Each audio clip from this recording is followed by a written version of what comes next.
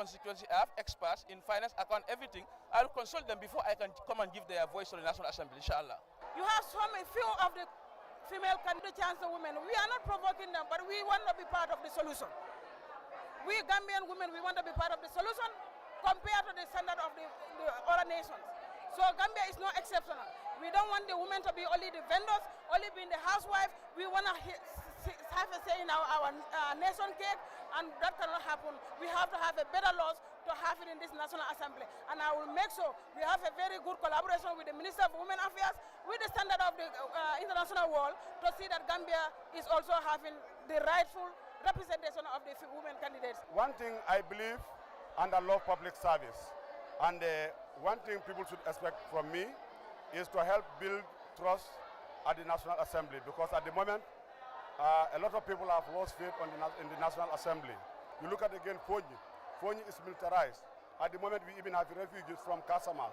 So people are suffering a war that we are not part of. So this is something we're going to look collectively to make sure that the problem is addressed in Fonyi.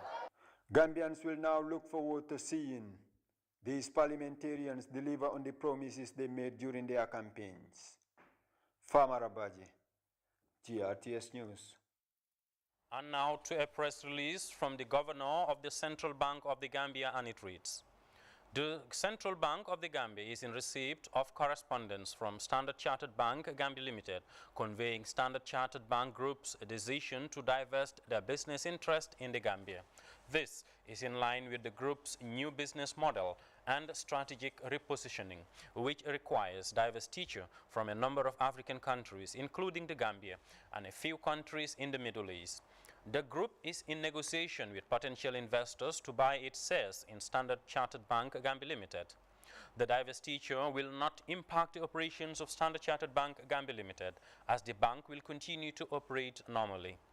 The Central Bank of the Gambia hereby assures its customers and the public that Standard Chartered Bank is a well-managed, highly liquid and well-capitalized bank, which will continue its normal operations in full compliance with the Central Bank of the Gambia's regulatory requirements.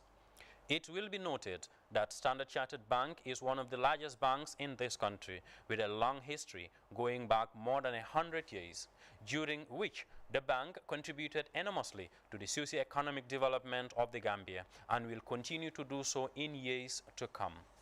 The bank's customers and the public are hereby urged to be mindful of messages going around in the social media regarding the divestiture process, details of which are hereby clarified, informing customers and the public that Standard Chartered Bank Gambia Limited will continue to operate normally. The release ends. The Directorate of Trade under the Ministry of Trade says hike in prices of essential commodities does not come as a shock to the Gambia alone. Osman Bojang made these remarks during an interview with GRTS, where he further highlighted the ministry's resolve in conducting extensive research on the situation, as well as come up with measures to ensure a fair balance between wholesalers, retailers and consumers. Here is an excerpt. Observing in the market is a kind of direct effects of the global issues that we had after the advent of the COVID pandemic way back in 2020. We collect information on prices of essential commodities and also the stocks level of essential commodities, just to be sure that we are safe in terms of stocks, and then we can able to monitor how prices are behaving. We do this on weekly basis, and then we share this report with cabinet and for ministers' information also. During this reporting, we observed that from late 2020, around November, December, we've observed a jump in prices of essential commodities, and then we conducted a very comprehensive research to understand what is the cause of this market situation, and the findings reveals that there is a global problem in terms of supply, So there is a global supply disruptions as a result of the COVID pandemic. I think people need to understand how does the COVID in fact, play a role in the global supply disruption. What we know is many countries, developing countries and developed countries, have actually introduced a restrictive measures and COVID-related protocols with the objective of containing the spread. Because of those restrictions, then it affects production in the global market. It also affects supply in terms of distributions.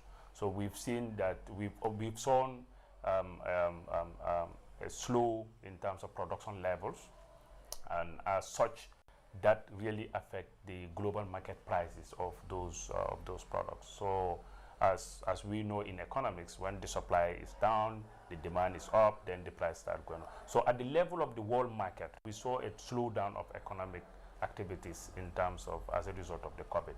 So this is from production to the distribution. So the production went down, and then the prices start going up.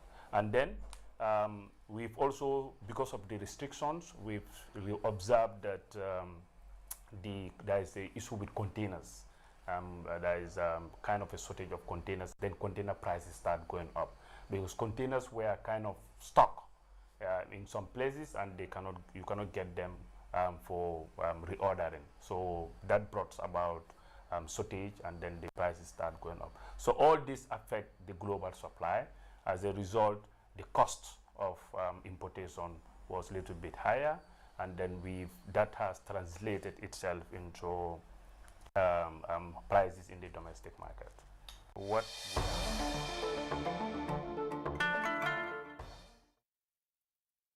That was Usman Bojang, the Directorate of Trade under the Ministry of Trade. Moving on, as Christian community observe Good Friday 2 days before the festive Easter Sunday, during which special foods like nanburu is prepared by the faithful in the Senegambia region. The traditional gesture is also extended to other religious faiths in promoting the culture of sharing and caring. On this annual important feast, Food Safety and Quality Authority sensitizes celebrants on how to make this nutritious food. GRTS's Fatmata Cham earlier interviewed Mr. Mukhtar Sonko, the Principal Food Inspector, on how to make and preserve nanburu as per health guidelines. Here is an excerpt. The nanburu, basically, there are two important steps in its preparations. First is when they use the baobab, and the second part is when they use the rice. So when using the baobab, it's important for them to soak it in hot water instead of normal water, because when they soak it in normal water, they end up using their hands to kind of separate the seed from the powder. So we kind of want to discourage that, because when you use the hand and you don't use proper hand hygiene, the chances are that you can introduce germs into the the baobab liquid. Okay. The second part is also where they use the rice. The rice is pounded, and then it is made into right balls. The balls are then steamed. When the balls are steamed, we understand that most people when they make it in bulk, they kind of put it in hot water or warm water, yes, and then grind it so that it gets a little bit thicker. Yes. In Wolof they call it mu am ñeex, or in Mandinka puray do. So in that aspect, they use their hand as well to kind of grind it. So we advise them to use whisk in that sense, okay, and to avoid their hands, because the hands, and sometimes a lot of people will be doing it. So it's preferable to use something that you can use to stir. A whisk is better. You can get a whisk at the supermarket or any other of the local market. So just the using of hands is just the problem. Yeah. Otherwise, you can prepare it as usual if you can maintain good hand hygiene. If you can maintain good hand hygiene, but this is what cannot be guaranteed, especially when people are not trained in the system. So we advise them to use an external device, and then the storage of the product. Of course, you have to use between 0 and 5 degrees Celsius. That's the normal refrigerators we have at home. And it's important also when they, for example, you use it and they have leftovers, because of the ingredients that are used. There's a lot of ingredients used. You have the milk powders, the mint, they put the nana, nutmeg, a lot of ingredients. So use it for a week at max. If you must use it beyond a week, you must have to try and keep it in a freezing temperature, that is below 0 degrees Celsius. Below 0. After a week, otherwise you are likely to have problems when you. Okay, now that's the nanburu preparation for you. Now let's talk about the month of Ramadan generally. We're in a period where people are in the habit of preparing so much food and they don't end up using it all. Talk about the preservation aspect there as well. Is it advisable, or at what temperature should you also store food? So first of all, as Muslims and even as Christians, we don't have to be wasteful. Let us cook what we can consume and finish. So when you have leftovers of food, try to keep them in a temperature between 0 and 5 degrees Celsius. If they are foods that are supposed to be frozen, keep them below 0, between 0 and minus 18 degrees Celsius. The danger temperature is above 5 and between above 63. Above 5 and 63. When it's above 63, at that time the chances that you can get problems there is high. Perfect. So get it between 0 and 5 degrees Celsius and keep it stored at that time. Now, it's okay when we have to prepare food at home. We can maintain good hand hygiene. We can be using hot water like you just mentioned and be storing it at a very favorable temperature.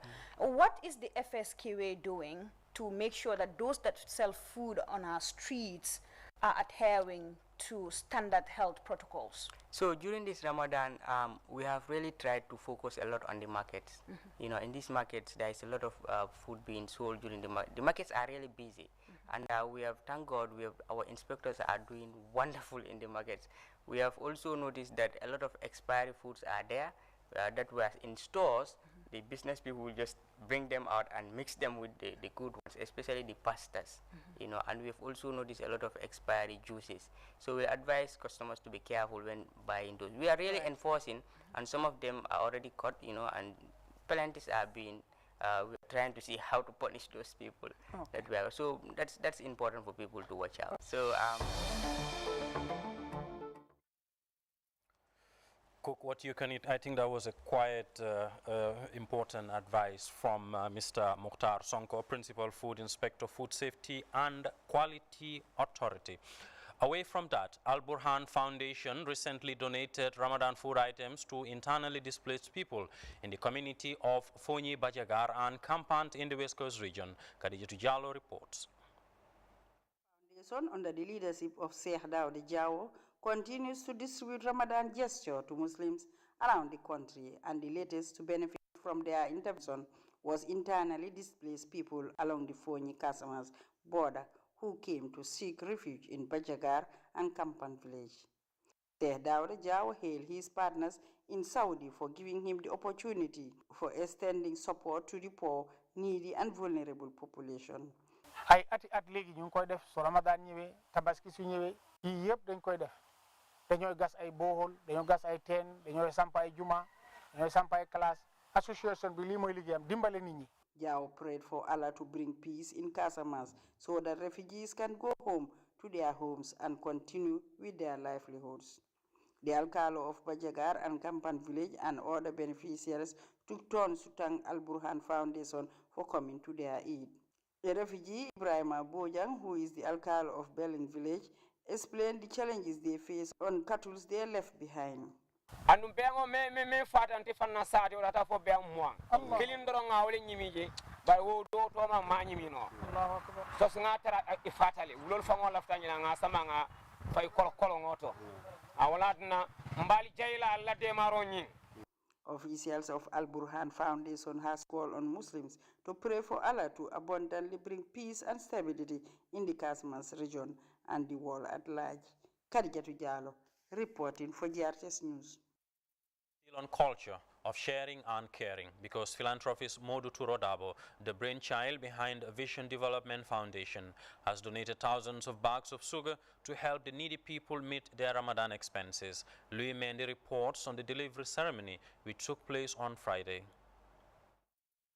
700 bags of sugar to the Supreme Islamic Council, 100 to GRTS, and close to 4,000 in total for onward delivery to the needy. The Vision Development Foundation has upped its support to the less privileged, once again demonstrating his stance on the Islamic principle of sharing, particularly during Ramadan. The charity is the ideas and financial strength of one of the country's illustrious sons and philanthropists, Modu Turo Dabo. Delivering the sugar to the beneficiaries, Adama Jain, the assistant board chair at the foundation, said the Vision Development Foundation is only doing what it is famous for. Modu Dabo is the single founder of this organization, of this gesture. And then we really want to thank him very much for what he does every year and appeal to all the others to also try and follow, because too many hands will make work light. This is the first public distribution of this year's Ramadan gifts by the Vision Development Foundation. The house-to-house distribution has been ongoing since the beginning of Ramadan some 2 weeks ago. Jeng explained. Community level, poor people are being given at household level.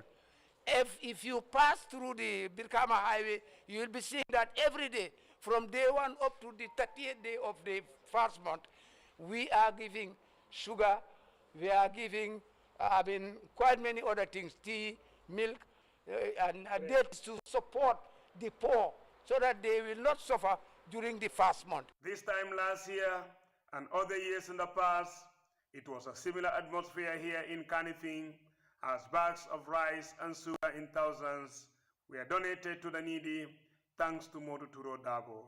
Usman Yabo testifies.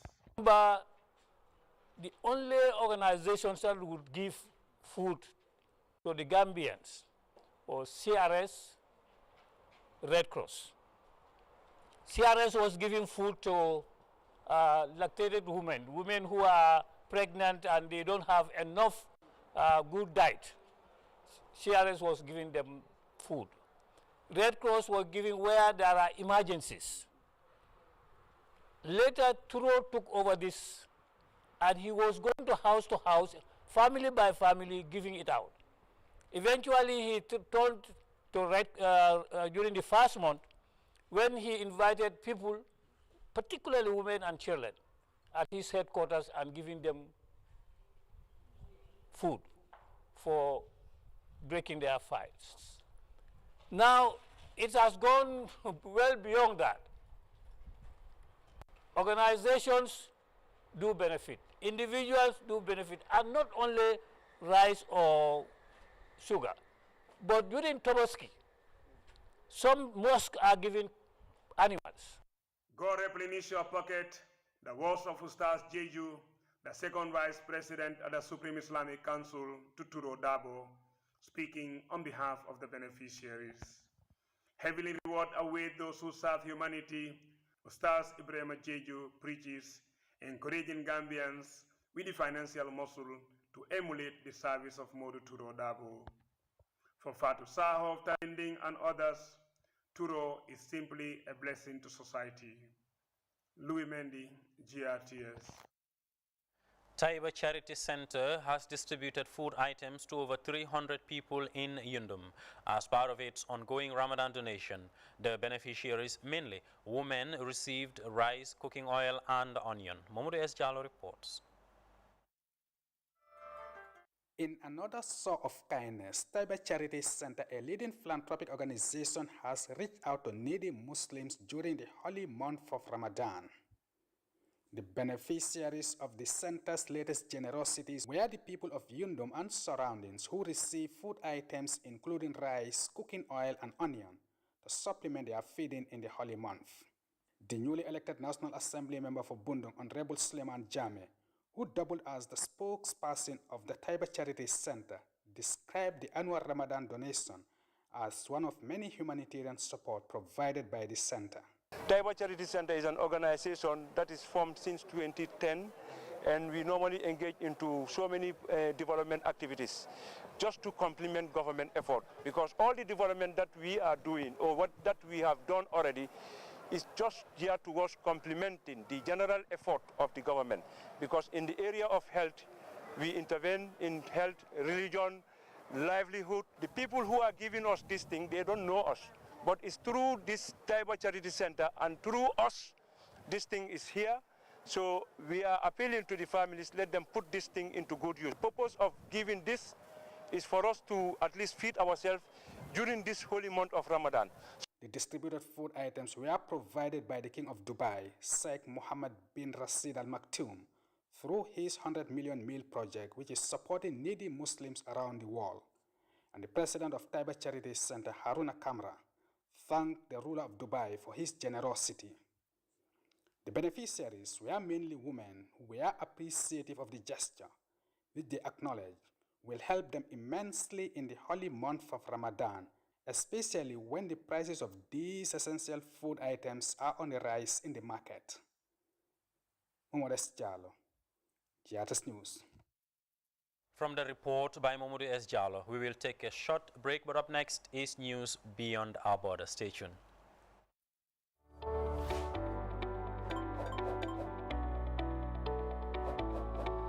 Wondering how to cash in using AfriMoney? Here are a few steps. Go to the nearest Afri agent, tell them how much you want to deposit. Give the agent your number and the cash. You will receive an SMS notification from 777 confirming the deposit. To check and confirm your balance, dial *777#. Select option 7, My Account. Select option 1, Check Balance. Enter your PIN to receive your balance. With AfriMoney, sa jahle jehna. In the internationals, the death toll in the South African province of KwaZulu-Natal has risen to 341 following heavy floods in recent days. The search for missing persons continues. President Cyril Ramaphosa has visited affected areas and vowed an effective response by government. Ramaphosa has blamed the rains, which weather forecasters have described as the heaviest in 60 years, on climate change. Residents in KwaZulu-Natal are counting their losses, as Keo Mohanzo reports. Province in South Africa, people are stranded. Their homes have been washed away and their kins gone.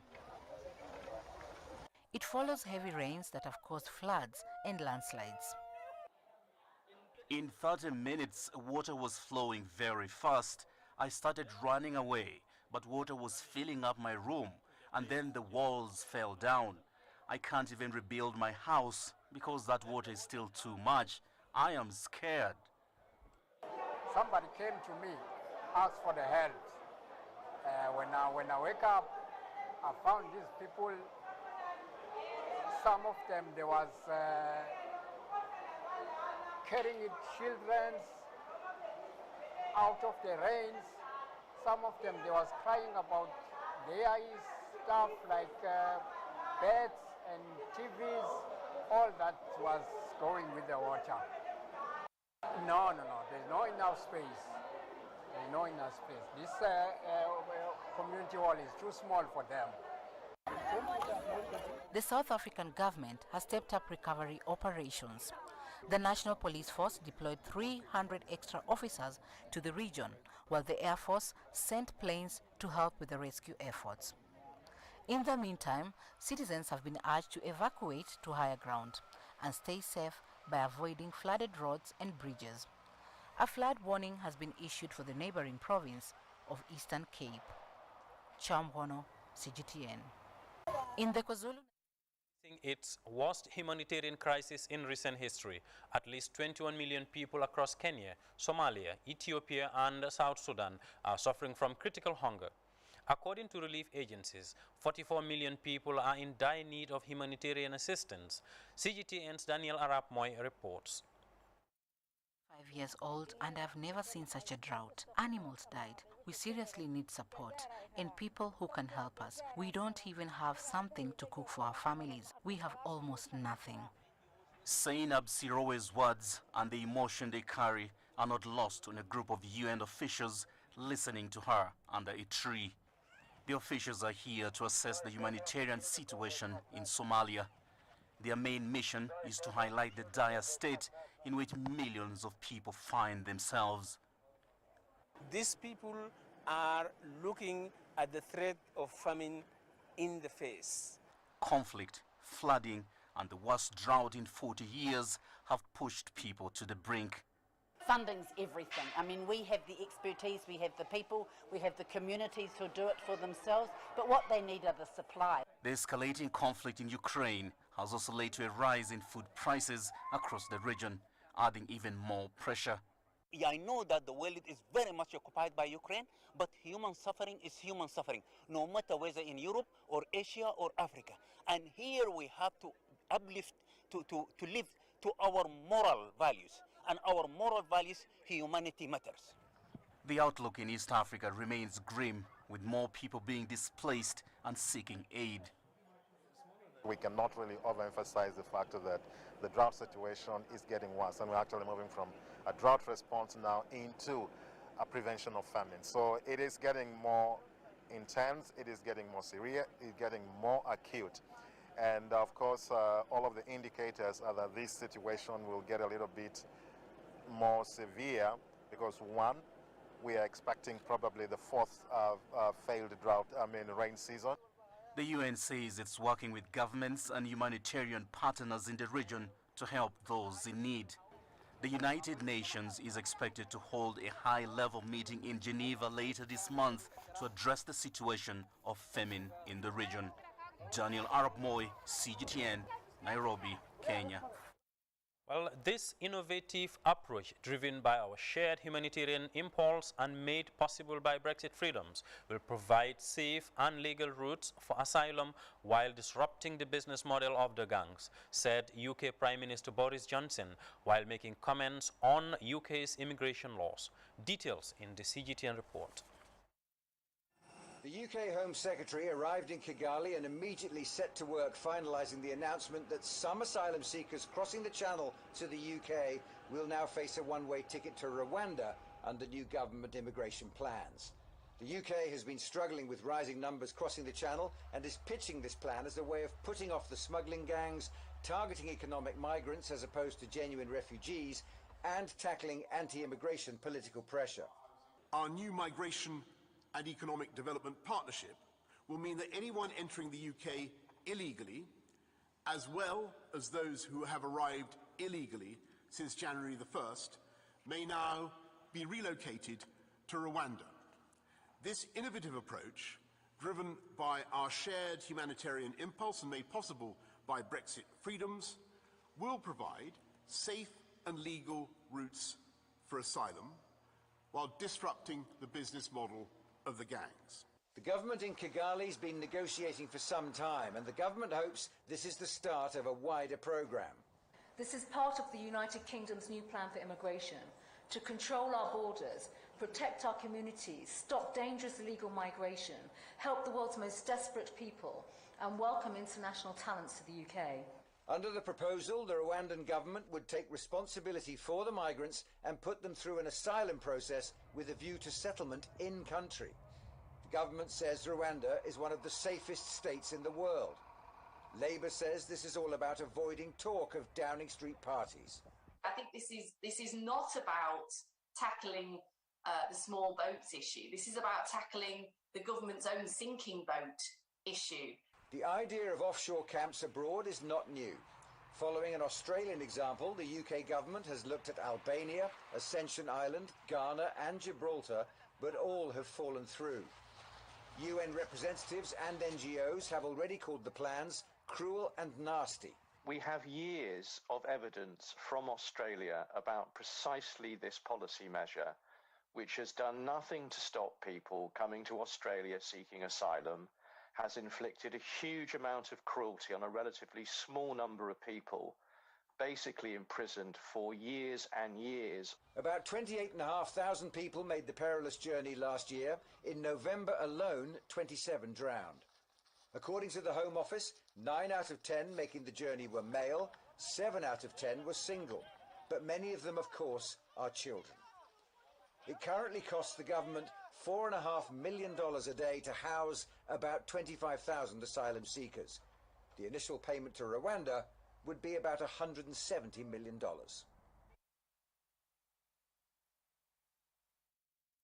Now, but a quick look at our top stories once again. Responding to concerns of consumers, Ministry of Trade is conducting research on hiking prices of essential commodities in the country. Ushering the 6th Legislative, the Chief Justice Hassan B. Jallow has presided over the swearing-in ceremony of National Assembly members. Observing festivities marking Good Friday, Principal Food Safety Officer has sensitized celebrants on safe preparation of special Senegambia cuisine called Nanburu. In the internationals, the death toll in the South African province of KwaZulu-Natal has risen to 341 following heavy floods in recent days. Elsewhere, East Africa is facing its worst humanitarian crisis in recent history, where at least 21 million people across Kenya, Somalia, Ethiopia, and South Sudan are suffering from critical hunger. Well, that's it for this hour. I'll be back at 2200 hours for more news and updates. Until then, thanks for the pleasure of your company and stay tuned.